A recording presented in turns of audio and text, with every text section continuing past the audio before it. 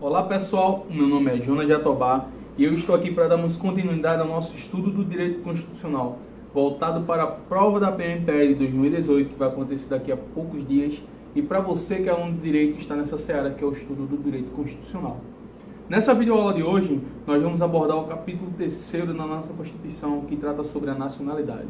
O nosso capítulo 3º começa com o artigo 12 e os seus incisos e alíneas vão distinguindo quem é brasileiro nato, quem é brasileiro naturalizado e quais são as diferenças e como se adquire a nacionalidade, seja ela naturalmente ou seja ela por um processo de naturalização, ok?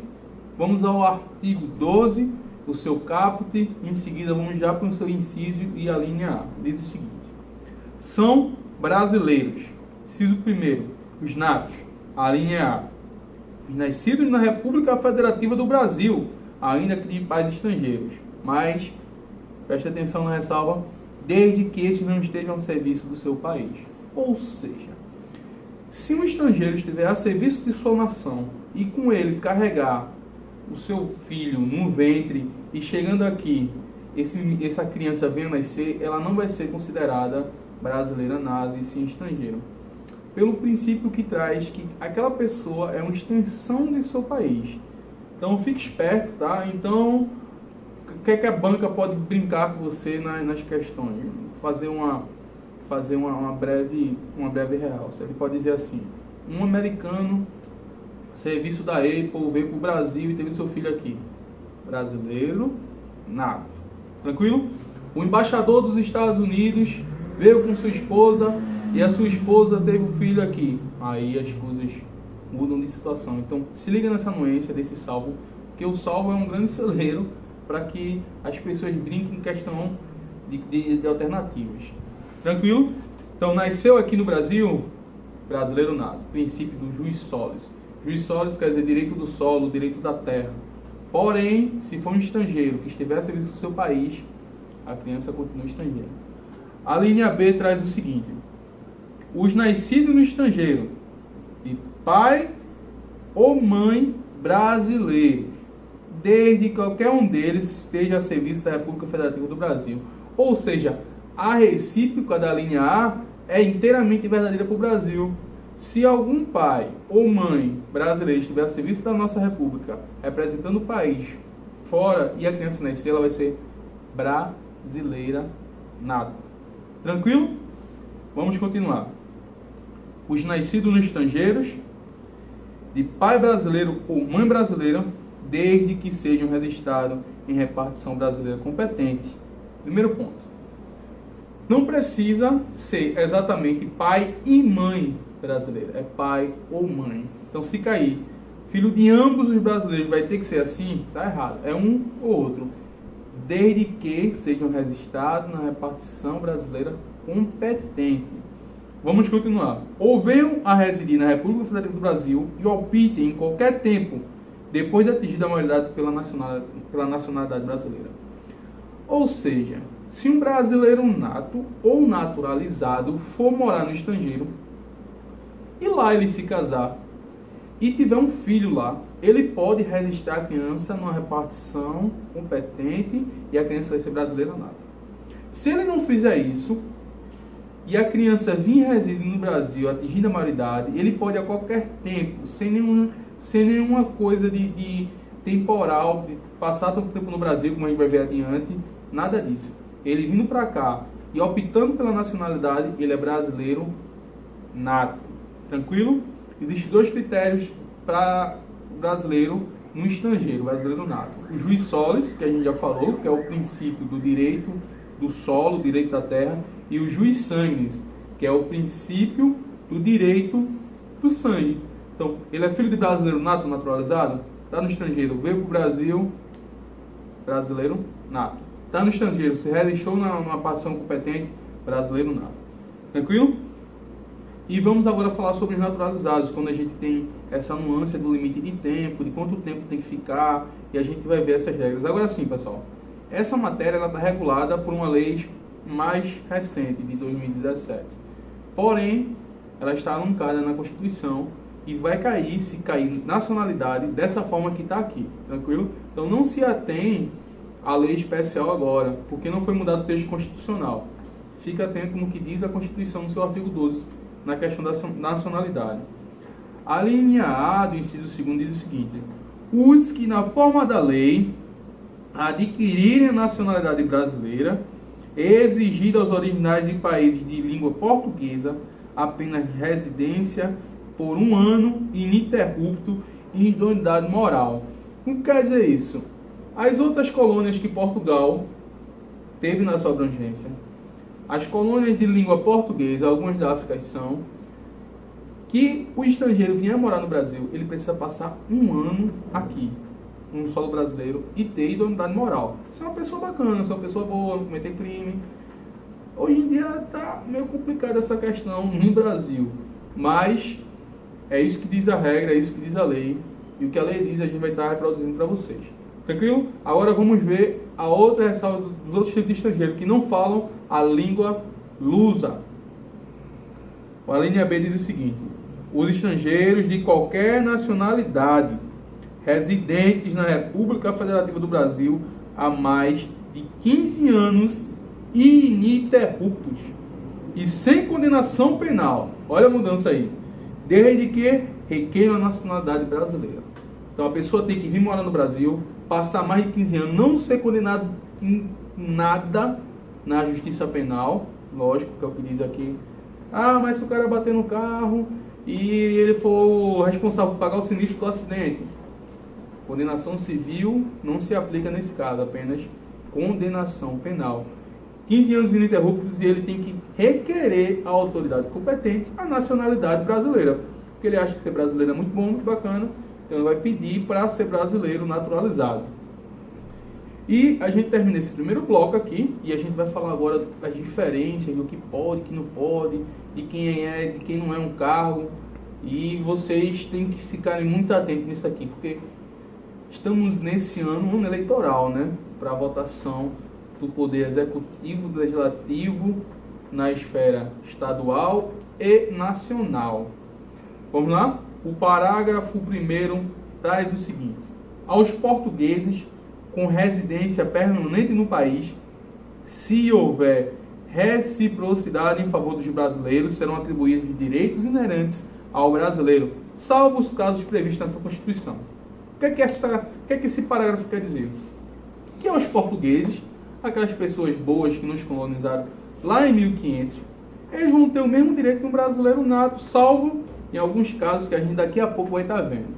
Se houver a recíproca lá em Portugal, por exemplo, a CNH do português vai valer no Brasil, se é brasileira, vai valer em Portugal. E é assim que funciona esse parágrafo 1º. Tudo que de lei for recíproco lá, vai ser para eles também aqui. Tranquilo? Vamos ao parágrafo 2º.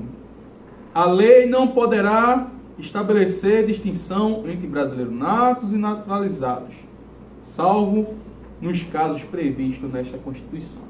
Lá no começo do caput do artigo 5º e seus incisos, ele traz que é salvo para todo mundo, tanto brasileiro quanto os estrangeiros residentes no país, de passagem, a inviolabilidade do direito à vida, né, a residência. Ele vai destrinchando os direitos individuais e coletivos de maneira uniforme. Porém, existem algumas coisas que são privativas de brasileiro nato, que é o que a gente vai ver agora no nosso parágrafo 3º, que diz o seguinte: são privativos de brasileiros natos os cargos de presidente e vice-presidente da República, chefe do Poder Executivo Nacional, é só brasileiro nato, feito o nosso querido atual Michel Temer, né? Aquela bênção de presidente da Câmara dos Deputados. Isso é interessante a gente falar, certo? Preste atenção.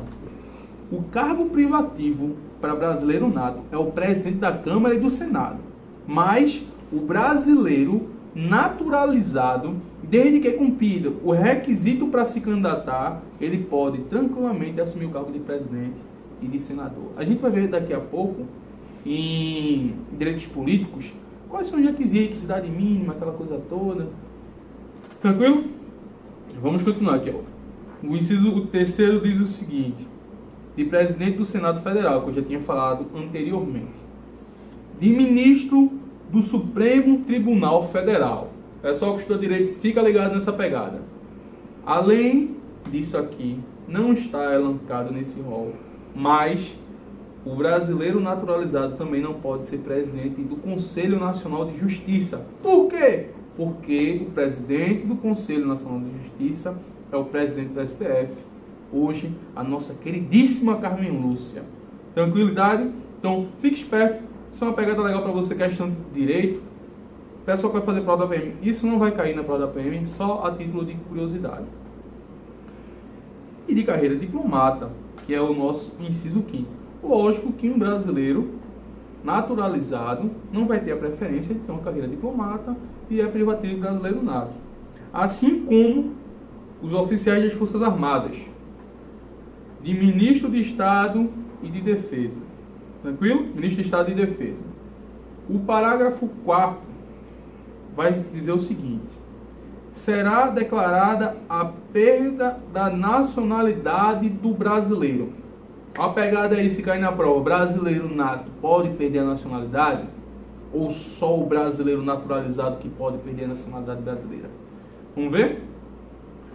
Tiver cancelada a sua naturalização por sentença judicial em virtude de atividade nociva ao interesse nacional. Isso aqui diz o quê? Naturalização, brasileiro naturalizado, logicamente. Se por sentença judicial em virtude de atividade nociva ao interesse nacional, ele perder a sua nacionalidade. Então, o que é que acontece? O brasileiro naturalizado, ele quer fazer um atentado ao Estado Democrático de Direito. Ele quer implantar uma ditadura despótica no Brasil. Foi condenado, perdeu a nacionalidade brasileira, tranquilo? E o que é que diz o inciso 2º? Adquirir outra nacionalidade. Isso aqui é para ambos, tá? Tanto para o brasileiro nato, quanto para o brasileiro naturalizado. Tem um caso interessante de uma moça que ela foi morar nos Estados Unidos e ela perdeu a nacionalidade, ela se apartou da nacionalidade para adquirir a nacionalidade americana. Então ela perdeu a nacionalidade brasileira. Daqui a pouco a gente vai ver as ressalvas que diz o seguinte: o que é que, fora isso, não perde, tá? Mas nesses casos específicos, se naturalizou por querer, por bel prazer, perde a nacionalidade brasileira. Então ela fez isso aí, se naturalizou, perdeu a nacionalidade brasileira. Cometeu um crime nos Estados Unidos, fugiu para o Brasil, porque a gente vai ver daqui a pouco que o Brasil não vai extraditar brasileiro nato. E o que foi o apelo dela? Não, eu sou brasileiro, nasci no Brasil, não me mandem para os Estados Unidos de volta para não ser presa. Só que ela perdeu a nacionalidade. E um acórdão do STF decidiu que ela não era brasileira nada. E ela foi extraditada. Tranquilo? Agora vejam os salvos. Você adquirir a nacionalidade de outra nação, você perde o encargo, né, o status da nacionalidade brasileira, salvo se a linha A de reconhecimento da nacionalidade originária pela lei estrangeira. Se no estrangeiro, a lei estrangeira lá reconhecer as duas nacionalidades, a sua originária e a atual, tudo bem, você não perde a nacionalidade. E B, de imposição da naturalização pela norma estrangeira ao brasileiro residente no estado estrangeiro como condição para permanecer em seu território ou para o exercício dos direitos civis. Nesses casos, na linha A e na linha B, reconhecimento, imposição, você não perde a nacionalidade. Mas se for pelo seu bel prazer, você vai perder a nacionalidade. Tranquilo? Vamos falar rapidamente. Algumas pessoas vão considerar esse inciso esse artigo insignificante, mas a gente não pode deixar de falar sobre ele. O artigo 13 diz o seguinte: a língua portuguesa é o idioma oficial da República Federativa do Brasil, que é uma revelação que ninguém sabia, mas hoje agora todo mundo sabe que o português é a língua oficial do Brasil. E o que é que diz os seus parágrafos? O parágrafo primeiro diz o seguinte: são os símbolos da República Federativa do Brasil: a bandeira, o hino, as armas e os selos nacionais. Tranquilo? Hino, bandeira e selo são os símbolos da República. E o parágrafo segundo, para a gente encerrar a aula de hoje, diz que os estados, o Distrito Federal e os municípios poderão ter símbolos próprios. Pessoal, a gente vai até aqui nesse vídeo. Espero que vocês tenham gostado. Não deixa de se inscrever no canal, de dar um like nesse vídeo. Segue a gente no Instagram e lembre-se, o pesadelo continua.